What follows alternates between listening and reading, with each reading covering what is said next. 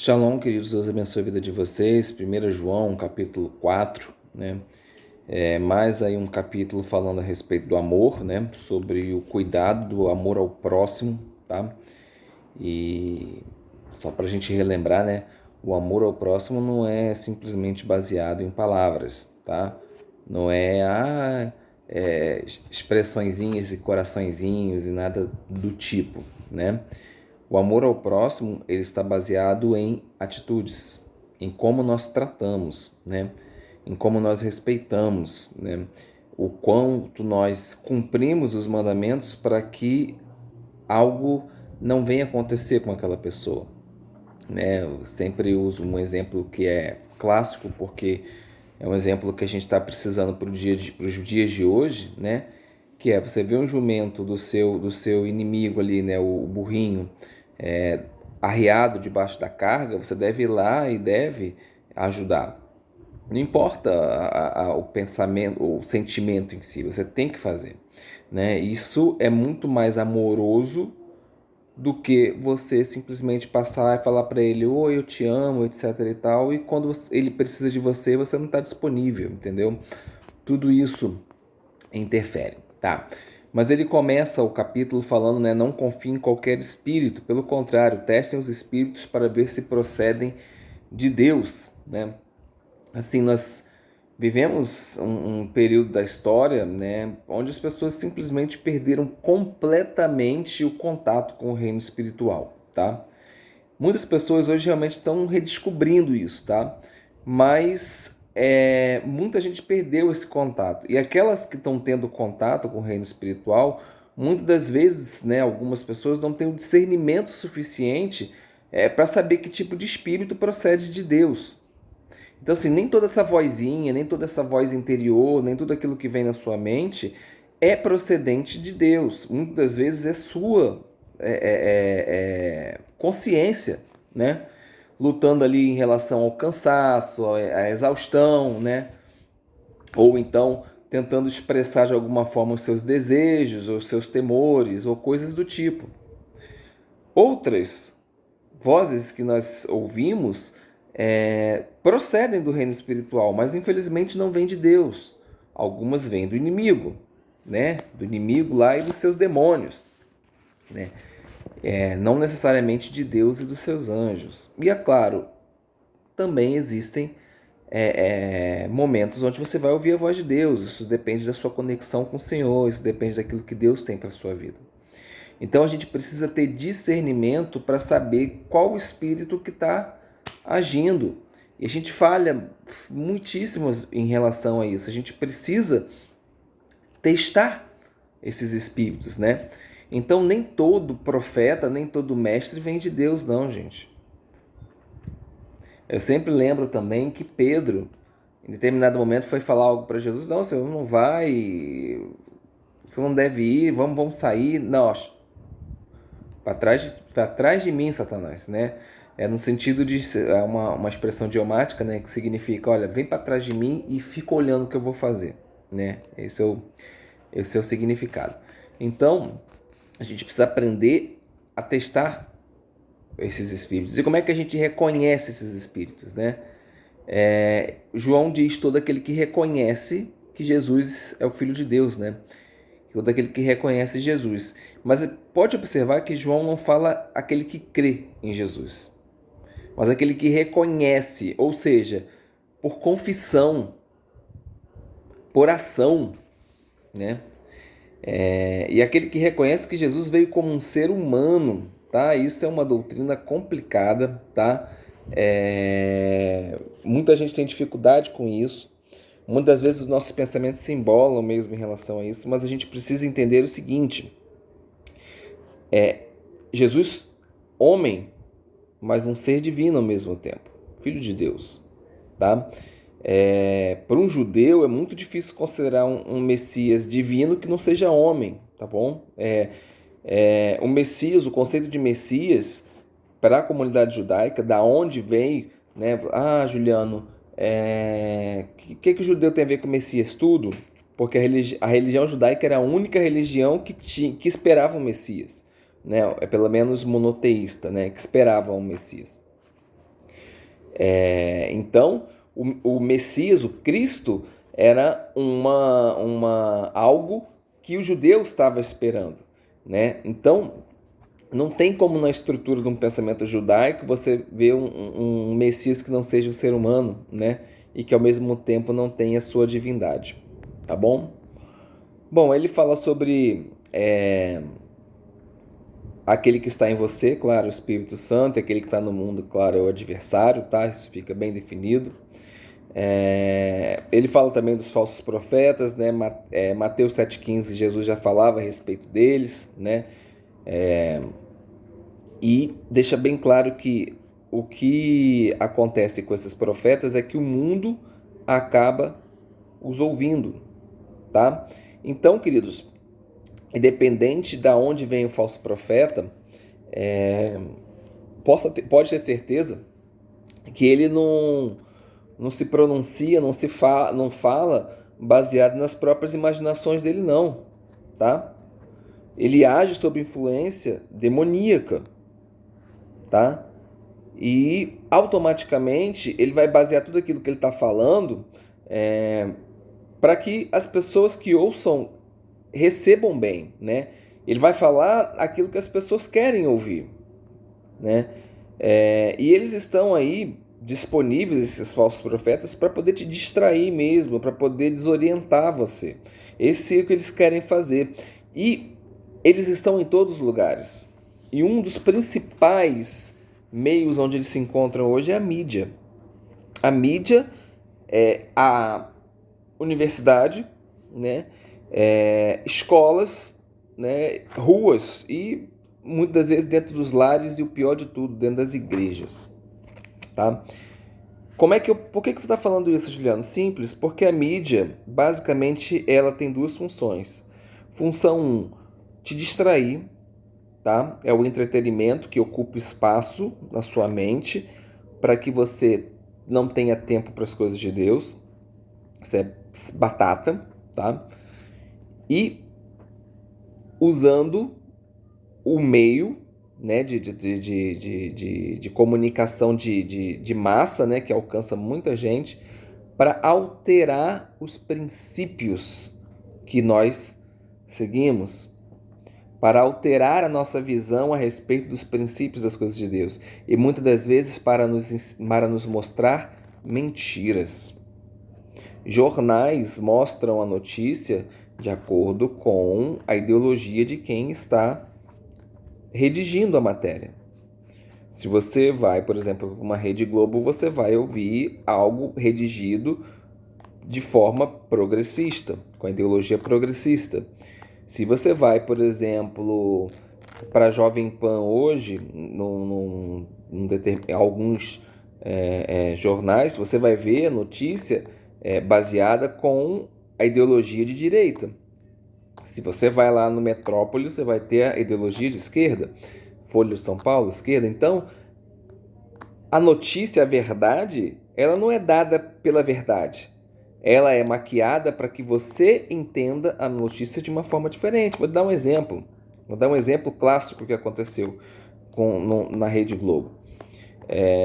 Foi uma chamada de um rapaz que havia morrido, né? E a notícia dava que ele era um menino bom, que tinha acontecido, a polícia tinha matado, etc e tal. E eles cortaram uma foto. A foto real, o rapaz estava segurando uma metralhadora, uma arma, né? E aí eles cortaram essa parte e botaram só a parte do rosto do menino, né? Então, essas coisas acontecem, infelizmente. E isso é demoníaco. Princípios foram destruídos. Gente, o movimento feminista, ele foi muito, vamos chamar assim, ajudado pela mídia.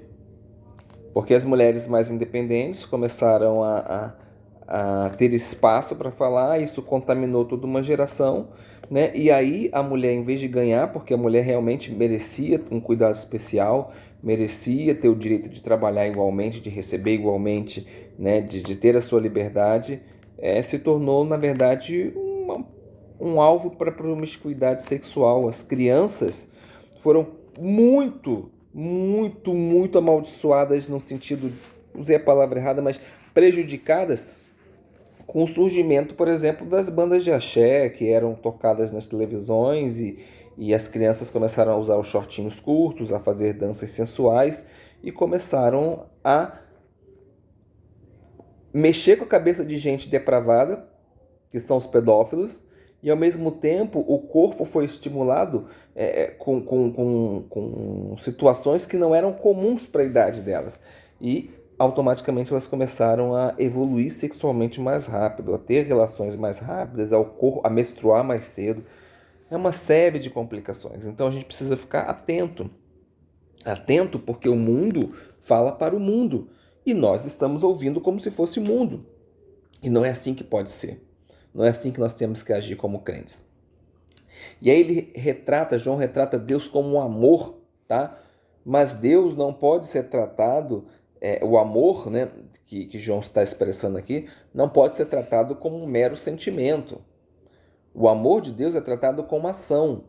O amor é um conjunto de atitudes. Eu sempre falo isso, não é um sentimento, é um conjunto de atitudes. Fidelidade, companheirismo, amizade, reciprocidade, né? Fidelidade. Tudo isso está envolvido, são ações necessárias para o amor. E Deus é amor. E aí a expressão do amor dele está descrito em João, no Evangelho de João 3,16, né? Porque Deus amou o mundo de tal maneira ao ponto de enviar o seu Filho único, para que todo que nele creia, né, possa ter a vida eterna. Então, Deus não é somente amor, ele também é justiça. Dentro se a gente pudesse, sabe, criar a fronteira de Deus, que Deus não tem como você determinar a magnitude e o tamanho, mas nós sabemos que existem elementos que estão em Deus, que pertencem a Deus, que são coisas que Deus inclusive requer da gente. Entre eles está a justiça, né? Então, a justiça de Deus, como diz a própria palavra, derrama ira sobre aqueles que rejeitam a sua misericórdia. Então, que a gente também possa começar a ficar esperto, porque ninguém faz Deus de bobo, Gálatas 6:7, tá? Então, eu queria ler para vocês aqui, eu separei um trecho do C.S. Lewis, do livro Problema do Sofrimento. Diz assim, ó: não há razão para supor que a autoconsciência, ou seja, o reconhecimento de uma criatura por ela mesma como um eu, pode existir. Então, essa autoconsciência sua, sozinho, você ali, não existiria, né? Exceto em contraste com um outro, um alguém que não seja a própria pessoa, ou seja, você vai medir a sua consciência baseado no próximo, tá? É uma contraposição com o meio, em contraposição com o meio, especialmente um meio social, um meio onde haja outros eus, que a consciência do meu eu se estabelece. Se uma criatura, isso criaria uma dificuldade sobre a consciência de Deus se fôssemos meros teístas. Sendo cristãos, aprendemos da doutrina da Trindade bendita, em que algo análogo a uma sociedade existe dentro do ser divino, desde a eternidade, que Deus é amor, não meramente no sentido de ser uma forma platônica de amor, mas porque dentro dele a reciprocidade concreta do amor existe antes de todas as eras, e dali deriva todas as criaturas. Então, a sua consciência, ela vai te acusar ou ela vai ficar tranquila baseado no meio social onde você está e nos ensinamentos que você aprendeu, ou seja, o seu próximo. Você não aprendeu sozinho, você não nasceu de aprender sozinho. Então, a partir do momento em que a sociedade está doente, os princípios são errados, a sua consciência vai agir baseado no próximo. Se você está no meio de um bando de gente que mata, né, que assassina, e você aprendeu desde pequeno que assassinar é correto, você não terá problema nenhum em fazer.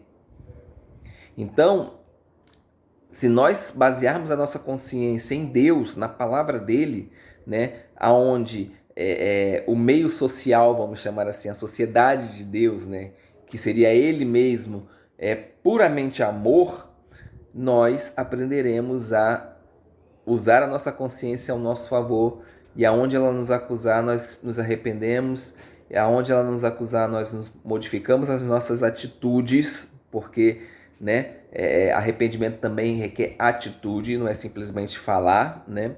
E isso pode mudar a nossa história. E aí existe pra gente finalizar, né? Muita gente acha que a fé, né, que nós aprendemos no Novo Testamento, ela é simples, mas ela não é simples não, gente. Ela requer bastante entendimento. E aí está uma delas, né? Ninguém jamais viu a Deus, mas as pessoas viram Yeshua. As pessoas viram o Filho de Deus. As pessoas viram Ele, que é a própria palavra, né? Então, fica o recado, né? Eu sempre gosto de dizer, é a forma como eu creio. Eu acho que isso não diminui Jesus de maneira nenhuma. Eu creio em Jesus como Deus, mas no sentido de o Filho. Imaginem o seguinte, eu vou tentar resumir meu entendimento. Vou fazer uma analogia, tá, gente? Isso aqui não é 100% real, não, só para vocês entenderem. Você tem Deus, certo? Deus. E você tem Jesus Cristo, Filho de Deus, que é a palavra. Imagina que Deus pega aqui, ó, a palavra, manda ao mundo seu filho, ele morre e ele volta para Deus. Tudo que está em Deus é Deus. Tudo que está em Deus é Deus. Eu e minha esposa somos um, mas nós não somos pessoas diferentes? Nós somos pessoas diferentes. Então Jesus é Deus, no sentido de que ele vem de Deus, ele pertence a Deus, e não há nada nele, a não ser o corpo que ele teve aqui mortal, que seja diferente de Deus. Hoje ele tem um corpo glorioso, ele é o primeiro, ele é filho do Senhor. Então, ele é meu Salvador, ele é meu Rei, ele é o meu Senhor, ele ressuscitou, ele veio nessa terra como um homem, né? As marcas estão na mão dele até hoje, do sofrimento que ele teve pelas nossas vidas. Então, ele é homem, tá? Ninguém jamais viu a Deus, mas nós podemos ver o nosso Messias. Que nós possamos buscar mais o nosso Messias, para que ele possa se revelar a nós e nós possamos vê-lo. E possamos vê-lo também em breve naquele dia. E que nós possamos sentar com ele, nós possamos cear com ele, e aí depois que nós tivermos nosso corpo glorioso, aí sim, nós poderemos estar diante do nosso Deus. E ele estará lá, sentado naquele trono. Que Deus abençoe a sua vida. Shalom.